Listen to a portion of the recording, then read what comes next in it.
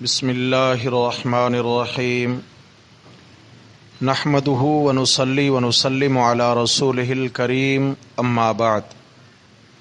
حضرات محترم، آج کی نماز تراویح میں ہم نے 18ویں پارہ میں سورۃ النور، سورہ فرقان اور سورۃ الشعراء کی تلاوت سنی ہے۔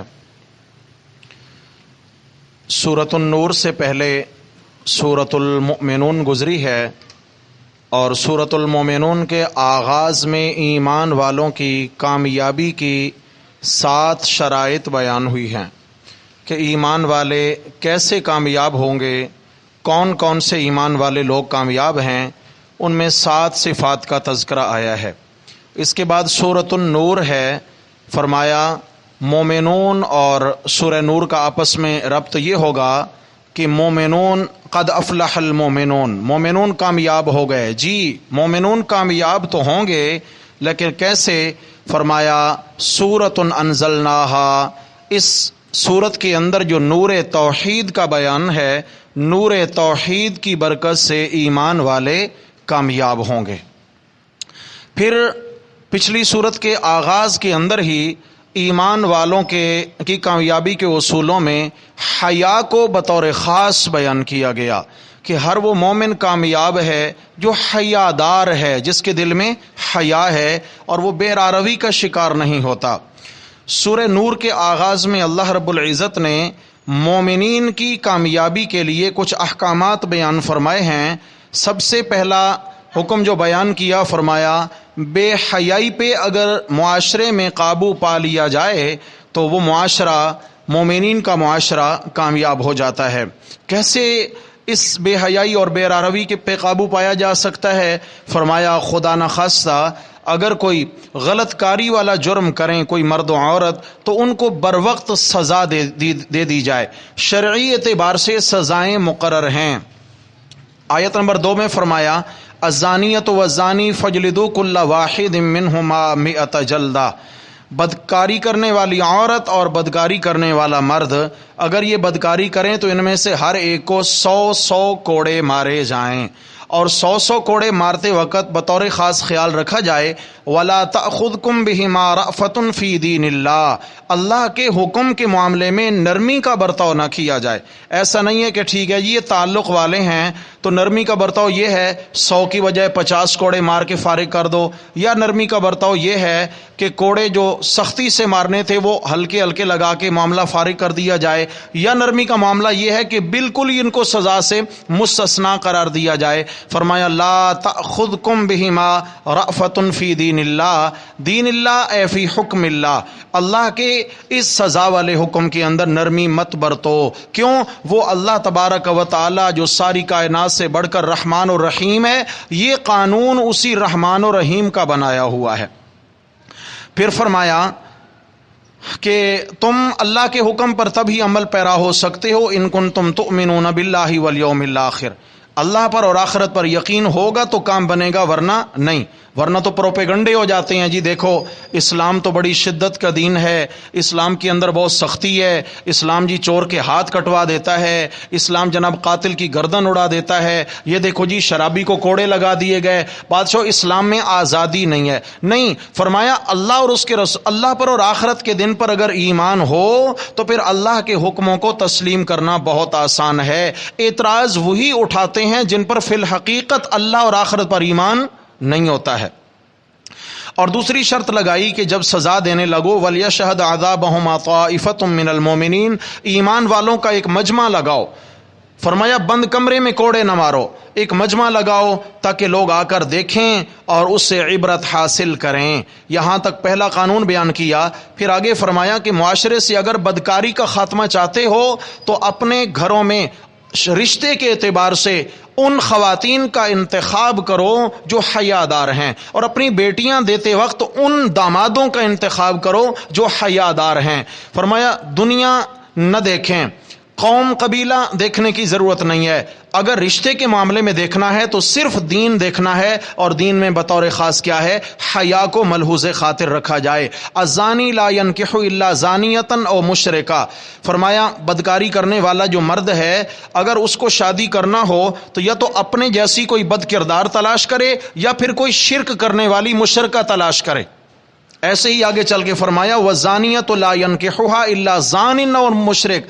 اگر کوئی بد کردار عورت شادی کا ارادہ کرے تو پھر اپنے جیسا کوئی بد کردار مرد ڈھونڈے یا کوئی شرک کرنے والا مشرک اس کا انتخاب کرے. کیوں میرے بھائیوں؟ وجہ یہ ہے کہ زانی اور مشرک کو آپس میں اس لیے جوڑا جا رہا ہے کہ بدکاری کرنے والا مرد ہو یا عورت ہو ان کا بھی ایک حلال کے راستے پر گزارا نہیں ہوتا, اس لیے جگہ جگہ منہ مارنے کے عادی ہوتے ہیں. اور مشرک کا ایک اللہ پر گزارا نہیں ہوتا, وہ بھی در در پہ اپنا ماتھا جھکانے کا عادی ہوتا ہے. فرمایا وہ بھی در در کا ہے, یہ بھی در در کا ہے. مومن جو ہوتے ہیں وہ ایک در کے ہوتے ہیں. وَحُرِّمَ ذَلِكَ عَلَى الْمُؤْمِنِينَ. فرمایا کہ ان سے نکاح کرنا ممنوع ہے ایمان والوں کو, کہ بھئی ایسی خواتین کو گھر میں بیاہ کے مت لاؤ, ایسے گھروں میں بیٹیوں کو بیاہ کے مت بھیجو, اس لیے کہ پھر وہاں خصلت کا اثر آ جاتا ہے, مجلس اور معاشرے اور ماحول کا اثر آ جاتا ہے. اور آگے قانون بیان کیا والذین یرمون المحصنات. فرمایا پیچھے تو پڑھ آئے کہ اگر کوئی بدکاری کرے عملاً اور اس پر بدکاری ثابت ہو جائے تو سزا دی جائے. غیر شادی شدہ ہیں تو 100 کوڑے لگائے جائیں, شادی شدہ ہیں تو پتھر مار مار کے سنسار کر موت کے گھاٹ اتار دیا جائے. لیکن آگے یہ اشارہ کیا گیا کہ بسا اوقات لوگ اگر کسی سے انبن ہے اور اس پر تہمت لگا دیں اور اسے کہیں کہ اس نے بدکاری کی ہے اور اس کو اتنی بڑی سزا دلوا دیں, پھر کیا بنے گا؟ تو قرآن مجید نے کہا کہ اگر کوئی کسی پر جھوٹی تہمت لگائے گا تو اس کے لیے بھی شریعت نے بند باندھا ہے. فرمایا والذین یرمون المحصنات, جو پاک دامنہ عورتوں پہ تہمت لگائیں, ثم لم یأتوا باربعۃ شہداء. فرمایا ان سے 4 گواہوں کا مطالبہ کیا جائے کہ بھئی تم 4 گواہ لاؤ, کہ 4 گواہ گواہی دیں جنہوں نے آنکھوں سے ان کو اس فعل میں مبتلا دیکھا ہو. اگر وہ ایسا نہیں کر سکے, 4 گواہ نہیں لائے, فجلدوہم 80 جلدۃ. فرمایا بہتان لگانے والوں کو اسی طرح 80 کوڑے لگائے جائیں, سرے محفل لوگوں کے بیچ ان کو 80 کوڑے لگائے جائیں. اللہ اکبر. یہاں تک بات پھر ختم نہیں کی. فرمائے جس نے آج کسی پر بہتان لگایا جھوٹا, اس بہتان لگانے والے سے ہمیشہ کے لیے اعتماد شریعت نے اٹھا لیا. اور آگے کیا فرمایا؟ وَلَا تَقْبَلُوا لَهُمْ شَهَادَةً أَبَدًا. آئندہ اگر یہ بہتان تراش کسی معاملے میں گواہ بن کے آئیں تو اس کی گواہی کو بھی رد کر دیا جائے. کسی نکاح میں اگر کہے جی میں علاقے کا سفید پوش ہوں, میں قبیلے کا بڑا ہوں, لیکن کسی کی عزت اس نے اچھالی ہوئی ہے, اگر یہ نکاح میں گواہ بننا چاہتا ہے تو اسلام نے اس کی گواہی کو قبول نہیں کیا. کسی مقدمہ میں گواہ بن کے آنا چاہتا ہے تو شریعت نے کہا کہ تو گواہ نہیں بن سکتا. اور آگے فتویٰ لگایا اولئک هم الفاسقون. یہ کیا ہو گیا؟ یہ فاسق ہے, حد سے نکل گیا. یا اللہ توبہ کا دروازہ تو کھلا ہے. فرمایا ہاں الا الذین تابوا من بعد ذلک, مگر وہ لوگ جو توبہ کر لیں بعد اس کے, واصلحوا اپنی اصلاح کر لیں, فإن اللہ غفور الرحیم, اللہ بخشنے والا مہربان ہے. توجہ فرمانا. فرمایا جو بہتان لگانے کے بعد سزا کھانے کے بعد سچی توبہ کر لے اس کا گناہ تو معاف ہے مگر گواہی پھر بھی قابل قبول نہیں. گناہ معاف ہو گیا لیکن گواہی پھر بھی قابل قبول نہیں ہے. اور اس کے بعد پھر آگے چوتھا اصول بیان کیا معاشرے سے بے حیائی کا خاتمہ کیسے ہو سکتا ہے. فرمایا کہ یہ تو عام لوگ ہیں جو بہتان لگا دیتے ہیں. میاں بیوی جو ایک گھر میں رہتے ہیں وہاں کسی اور کا آنا جانا بھی نہیں ہے. شوہر اگر بیوی پہ بہتان لگائے بدکاری کا, یا بیوی اپنے شوہر پہ بدکاری کا بہتان لگائے کہ تمہاری عزت خراب ہے, وہ کہے تمہارا کردار ٹھیک نہیں ہے, اب ان کے درمیان گواہ کہاں سے لائے جائیں؟ تو قرآن مجید نے ان کی قسموں کو 4 قسموں کو 4 گواہیوں کے قائم مقام قرار دیا. فرمایا والذین یرمون ازواجہم ولم یکن لہم شہداء الا انفسہم فشہادۃ احدہم 4 شہادات باللہ. فرمایا اگر کوئی مرد اپنی بیوی کو تہمت لگا دے یا اسی طرح بیوی اپنے مرد کو تہمت لگا دے اور وہ 4 گواہ پیش نہ کر پائیں ماں سوائے ان کے اپنی ذات کے, تو فشہادۃ احدہم 4 شہادات باللہ, اللہ کے نام کی 4 قسمیں کھائیں.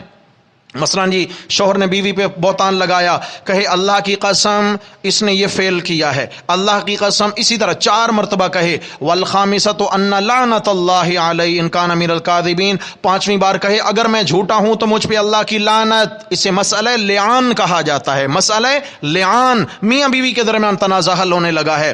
فرمایا اگر اسی طرح پھر بیوی کی طرف، یعنی شوہر نے گواہی دے دی، 4 قسمیں کھائیں کہ بیوی کا کردار ٹھیک نہیں ہے، اور 5ویں بار اپنے خلاف لعنت کا اقرار کیا کہ اگر میں جھوٹا تو مجھ پر لعنت۔ اب یوں نہیں کہ شریعت کہے جی ٹھیک ہے اب اس عورت کو سنسار کر دو، نہیں، وَيَدْرَوْ عَنْهَا الْعَذَابَ أَن تَشْهَدَ 4 شہادات باللہ، اس عورت سے سزا اس صورت میں ٹل سکتی ہے کہ وہ بھی 4 بار قسم کھائے، وہ کہے اللہ کی قسم میں پاک دامن ہوں، میرا شوہر کا دعویٰ ٹھیک نہیں ہے، 4 بار یہ قسم کھائے، اور 5ویں بار کہے ہاں انہ لمن الکاذبین، 4 بار قسم کھا کے کہے کہ میرا شوہر جھوٹ بول رہا ہے، والخامسۃ ان غضب اللہ علیہا ان کان من الصادقین، 5ویں بار کہے مجھ پر اللہ کا غضب اترے اگر میرا شوہر سچا ہو تو۔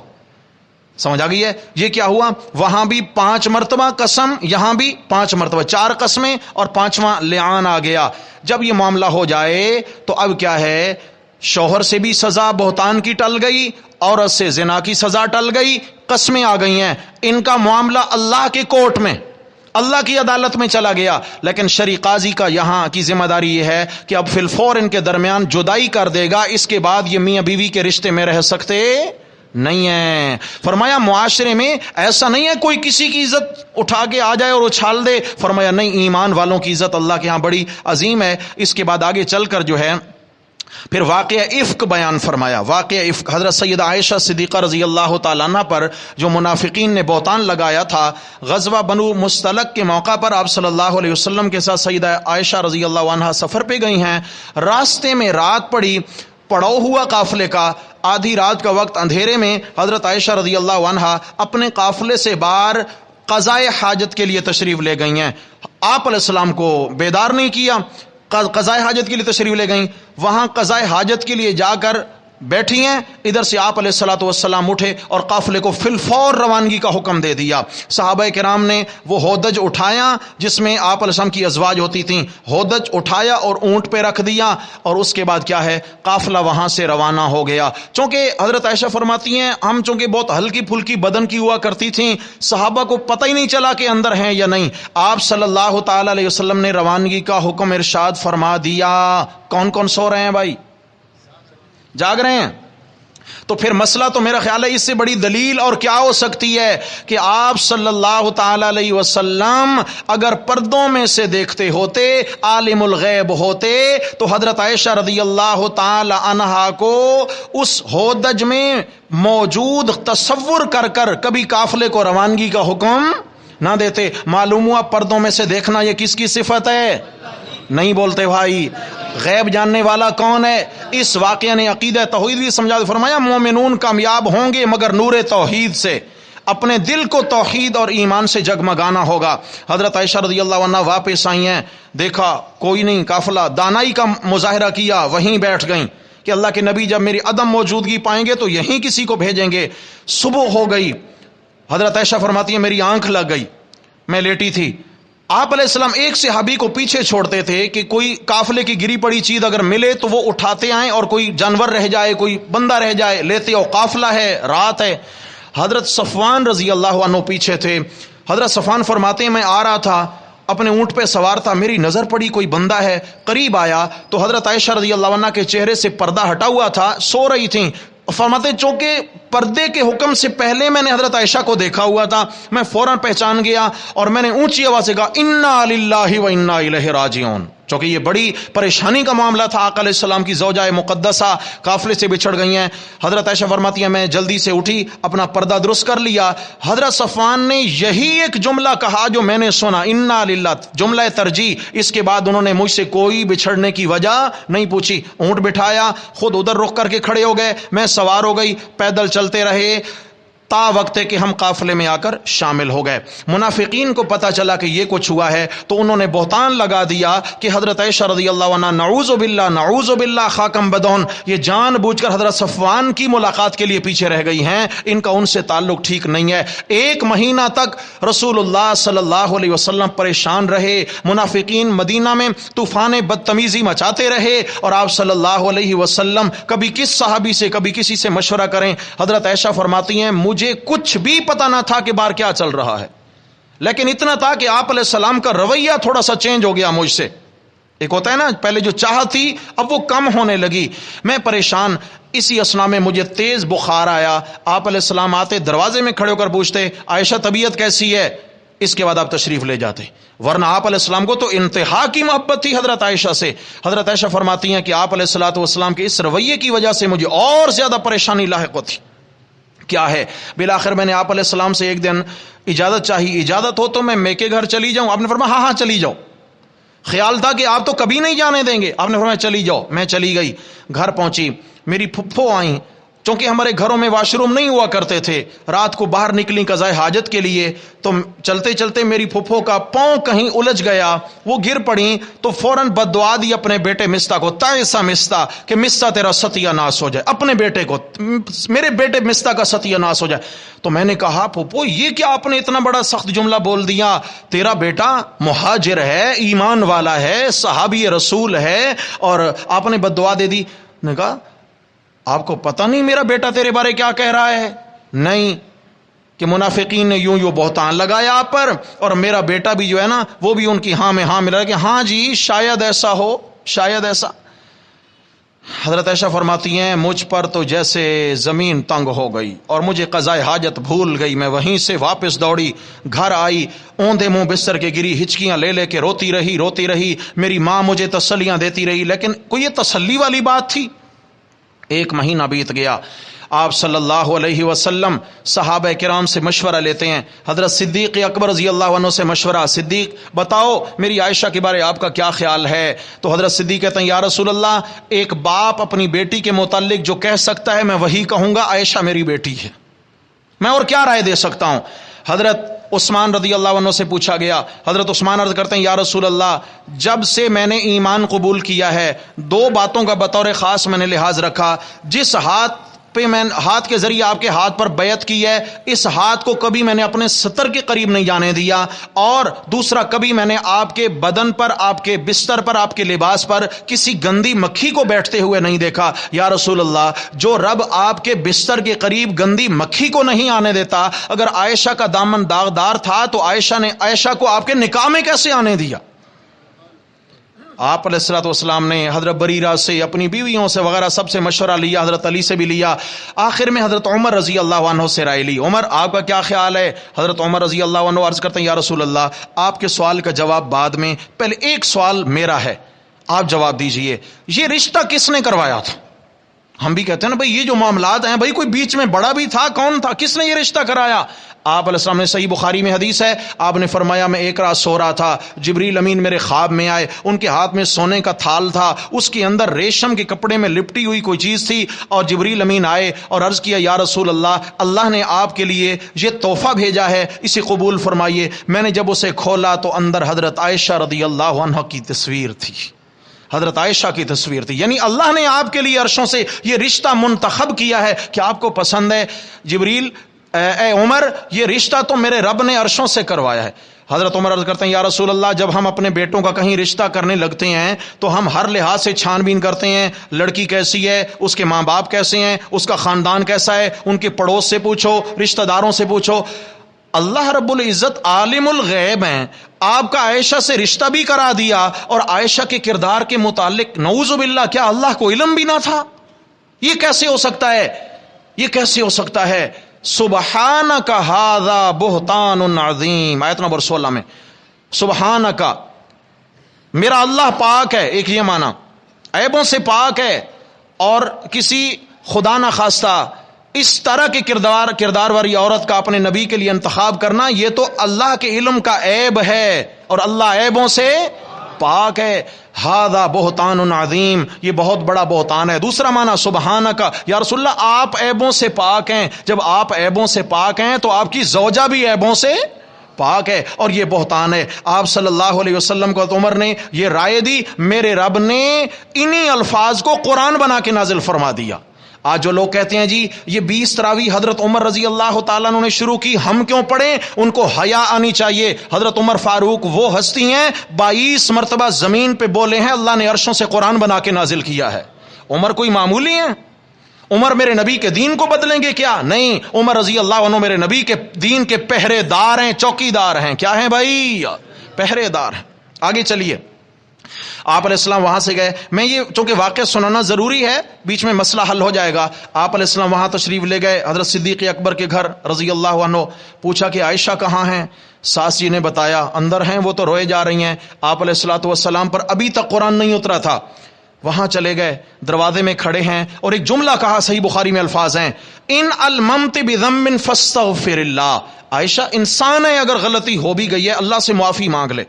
اگر تیرے سے غلطی ہو بھی گئی معافی مانگ لے، یوں رونے دھونے سے کام نہیں چلنے والا. حضرت عائشہ فرماتی ہیں یہ جملہ تو میرے اوپر پہاڑ بن کے ٹوٹا. یا رسول اللہ آپ بھی میرے متعلق ایسی رائے دے سکتے ہیں کہ میرے اندر ایسا عیب ہو سکتا ہے؟ ایسا حضرت عائشہ رضی اللہ عنہ نے فرمایا کہ میں نے اتنا جملہ کہا، انما اشکو بثی وحزنی الی اللہ، میرا مقدمہ میرے اللہ کی عدالت میں، کوئی نہیں یہاں میری صفائی دینے والا، میرے اللہ کی عدالت میں اپنے دکھڑے سارے رب کو سناتی ہوں. آپ علیہ الصلوۃ والسلام وہیں کھڑے تھے کہ جبریل نازل ہو گئے، اور جبریل علیہ الصلوۃ والسلام جب نازل ہوتے آپ ہم کے چہرے مبارک پہ پسینہ طاری ہو جاتا، پیشانی پہ پسینہ، اور چہرے کا رنگ سرخ ہو جاتا. آپ صلی اللہ علیہ وسلم یکسو ہو جاتے. حضرت عائشہ فرماتی ہیں میں نے بھانپ لیا کہ اوپر کنیکشن قائم ہو گیا ہے، کچھ ہونے والا ہے. ممکن ہے اللہ تبارک و تعالیٰ بتا دیں نہیں عائشہ کا دامن پاک ہے. میرے تو تصور میں بھی نہیں تھا کہ اللہ تعالیٰ میری پاک دامنی میں قرآن کی 18 آیتیں نازل فرما دیں گے. 18 آیات نازل ہو گئی ہیں اس صورت کے اندر. پھر آگے چلے، فرمایا اگر معاشرے کو بے حیائی سے بچانا چاہتے ہو تو ایک بات کا خیال رکھو، بے دھڑک کسی کے گھروں میں مت آیا جایا کرو. فرمایا دروازے پہ آؤ، نوک کرو، اجازت چاہو، اجازت ملے تو اندر آؤ، اجازت نہ ملے تو اندر نہ آؤ. یا ایھا الذین آمنوا لا تدخلوا بیوتا غیر بیوتکم حتی تستأنسوا وتسلموا علی اہلھا. اجازت لے کر گھروں میں آنا جانا یہ قرآن کا حکم ہے.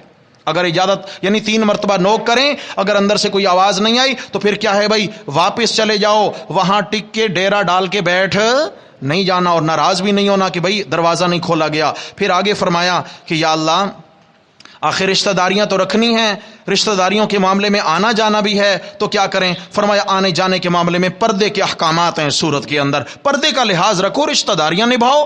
مردوں کا مردوں سے تعلق ہے، عورتوں کا عورتوں سے تعلق ہے. فرمایا اس طرح حیا قائم رہے گا. حتیٰ کہ بچوں کے متعلق بھی قانون آ گیا، یا ایھا الذین آمنوا لیستأذنکم الذین ملکت ایمانکم والذین لم یبلغوا الحلم منکم 3 مرات. فرمایا تمہارے جو چھوٹے نابالغ بچے ہیں ان کو چاہیے کہ جب وہ ماں باپ کے کمرے میں آئیں، یا گھر کے بڑے جو شادی شدہ ہیں ان کے جب کمرے میں چھوٹے بچے آئیں، بچوں کی تربیت کرو کہ وہ 3 اوقات میں اجازت لے کر آئیں. کب؟ من قبل صلاۃ الفجر، فجر کی نماز سے پہلے، وحین تضعون ثیابکم من الظہیرہ، اور جب تم دوپہر میں آرام کرتے ہو، ومن بعد صلاۃ العشاء، اور عشاء کی نماز کے بعد. کیسا خوبصورت دین ہے اسلام، کیسا حیا سکھایا. پھر اس کے بعد فرمایا اذا بلغ الاطفال منکم الحلم، جب یہ بچے بالغ ہو جائیں، مردوں والا حکم ہے ان پر بھی، بچیاں ہیں تو عورتوں والا حکم ہے، اجازت کے بغیر کسی کے کمرے میں آنے کی اجازت نہیں ہے. اچھا جی بھوک لگے کھانا کھانا ہے، کیا کریں؟ ہاں جی کھانا کھانا ہے، کیا کریں؟ اب جناب علی آنے کی اجازت نہیں، کوئی اجازت ہی نہیں دیتا، تو بھائی کھانے کا کیا؟ کہاں سے ہم بے تکلف کھا سکتے ہیں؟ فرمایا ان تاکلوا من بیوتکم، اپنے گھروں سے کھا سکتے ہو، بیوت آبائکم، باپ کے گھر سے، ماں کے گھر سے، بھائیوں کے گھروں سے، بہنوں کے گھروں سے. کہاں سے؟ بہنوں کے. یہ قرآن کہہ رہا ہے. ہم کہتے نہیں جی بہن بیٹی کے گھر گئے نا وہاں تو پانی نہیں پینا چاہیے، ہمارے ہاں ہے نا دستور ہے بہن بیٹی کے گھر نہیں کھانا. قرآن کہتا ہے کہ بے تکلف ہو کر جاؤ اور کھاؤ، یہ بے تکلف ہی کے رشتے ہیں. او بیوت اعمام، ہاں پیچھے چلے، او بیوت اخواتکم، بہنوں کے گھر، او بیوت اعمامکم، او بیوت عماتکم، چچاؤں کے گھر، پھوپھیوں کے گھر سے، او بیوت اخوالکم، او بیوت خالاتکم، ماموں خالہ ان کے گھروں سے، او ما ملکتم مفاتحہ، یا جن کی چابیاں تمہارے اختیار میں ہیں، چابیاں گھر کی کسی نے دے رکھی ہیں تو اب کیا ہے تمہیں اجازت ہے، او صدیقکم، اپنے دوستوں کے گھروں سے بھی بے تکلف آ جا کے کھا سکتے ہو۔ یہاں یہ سکھایا کہ بے تکلفی کے جو رشتے ہیں ان میں دوست بھی ہیں، یعنی جہاں جا کر تکلف کرنے کی ضرورت، دوستوں کے ہاں جب جائیں نا تو وہاں کھانے کے معاملے میں تکلف سے قرآن نے منع کیا ہے، یہ بتا دیا۔ بہرحال پھر اس طریقے سے آگے چلے احکامات ہیں۔ سورہ فرقان آئی، فرمایا فرقان کیا ہے، نور کیا ہے، فرمایا قرآن ہے، اور قرآن کیا ہے، تبارک الذی نزل الفرقان، یہ حق اور باطل میں فرق کرنے والی کتاب ہے۔ اس سورت کے آخر میں چلے تو عباد الرحمن الذین یمشون علی الارض ہونا، جو رحمان کے بندے ہیں یعنی جو مومنون ہیں ان کی نشانیاں بیان کی کہ عباد الرحمن کون ہوتے ہیں، ان کے اوصاف ہیں۔ سورہ فرقان، وقت ختم ہو گیا اس لیے اب میں صرف ٹچ کروں گا اس کو۔ سورہ فرقان کے آخر میں پھر عباد الرحمن کی صفات بیان کی، آگے سورہ شعراء آ گئی، فرمایا یہ قرآن شاعرانہ کلام نہ سمجھنا، یہ فرقان ہے، میں رب کا کلام ہے۔ کون سا کلام ہے؟ فرمایا جو شعراء ہوتے ہیں نا، شعراء کے معاملے میں اور وحی کے معاملے میں بڑا فرق ہے۔ وَالشُّعَرَاءُ يَتَّبِعُهُمُ الْغَاوُونَ، یہ صرف خیالی پلاؤ بناتے ہیں، شاعر خیالی پلاؤ ہوتے ہیں۔ إِنَّهُمْ يَقُولُونَ مَا لَا يَفْعَلُونَ، جو کہتے ہیں وہ کرتے نہیں ہیں۔ کیا ہے جی، میں تو بھائی اپنی محبوبہ کے لیے آسمان کے تارے توڑ کے لے آؤں گا، ہاں جی، وہ آسمان کے تاروں کی طرف وہ بیچارہ جا رہا ہے، کہتا ہے مگر کر نہیں سکتا۔ اور قرآن کیا ہے؟ یہ خیالی باتیں نہیں ہیں، اللہ کی وحی ہے۔ فرمایا یہ قرآن خیالی باتیں نہیں ہیں، اور میرا نبی شاعر نہیں، میرا نبی وحی کا متبع ہے، وحی کی اتباع کرتا ہے۔ مومنو، کامیاب ہونا چاہتے ہو تو نور توحید کو دل میں جگہ دے دو، اور نور توحید کو دل میں جگہ دو گے قرآن کے ذریعے، اس لیے کہ قرآن فرقان ہے، حق اور باطل کے درمیان تمہیں فرق محسوس ہو جائے گا۔ اور قرآن کو عام کلام، شاعرانہ کلام نہ سمجھنا، یہ کس کا کلام ہے؟ اللہ ہم سب کو عمل کی توفیق نصیب۔